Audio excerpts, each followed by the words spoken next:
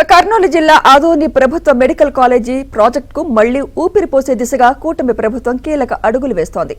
గత వైసీపీ ప్రభుత్వ హయాంలో భారీ అంచనాలతో ప్రారంభమైన మెడికల్ కాలేజ్ నిర్మాణం నిధుల కొరత, బిల్లుల పెండింగ్, కాంట్రాక్టర్ వెనక్కి తగ్గడంతో మధ్యలోనే నిలిచిపోయి నిర్జీవంగా మారింది.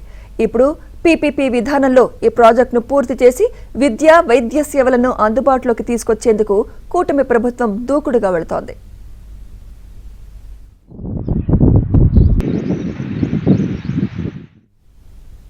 ఈ మెడికల్ కాలేజీ పూర్తయితే 5 నియోజకవర్గ ప్రజలకు వైద్యం అత్యవసర సమయంలో అందనుంది.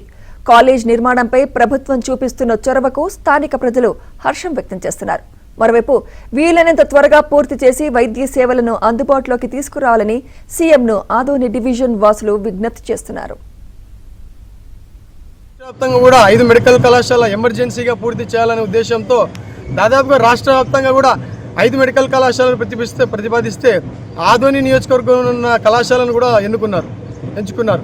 అలానే ఆదోని నియోజకవర్గ ప్రజలు ఏదైతే దాదాపుగా 5 నియోజకవర్గాలు ఎవరైతే ఉన్నారో ఆదోని, మంత్రాలయం, పత్తికొండ, ఆలూరు, ఎమ్మిగనూరు ఈ 5 నియోజకవర్గాల ప్రజలకు కూడా ఈ మెడికల్ కళాశాల రావడంతో వాళ్ళ ఏదైతే మెడికల్ సర్వీసెస్ ఏవైతే ఉన్నాయో వాళ్ళు చాలా ఇది అవుతారు. దాదాపుగా ఇక్కడి నుంచి 100 కిలోమీటర్లు కర్నూలుకి వెళ్ళి ఎన్నో అత్యవసర సేవలు ఇక్కడ ఆధునిలో ఇబ్బందులు పడుతూ కర్నూలుకి వెళ్ళి వినియోగించుకుంటూ ఎన్నో ఆర్థికంగా కావచ్చు, ఆరోగ్యపరంగా కావచ్చు ఎన్నో విధంగా నష్టపోతున్నారు. అటువంటి పరిస్థితులు ఉండకూడదని చెప్పేసి కూటమి ప్రభుత్వం అలానే ఏపీ ముఖ్యమంత్రి వర్యులు నారా చంద్రబాబు నాయుడు గారు ఆదోని నియోజకవర్గానికి మెడికల్ కళాశాల ఈరోజు మంజూరు చేయడం జరిగింది.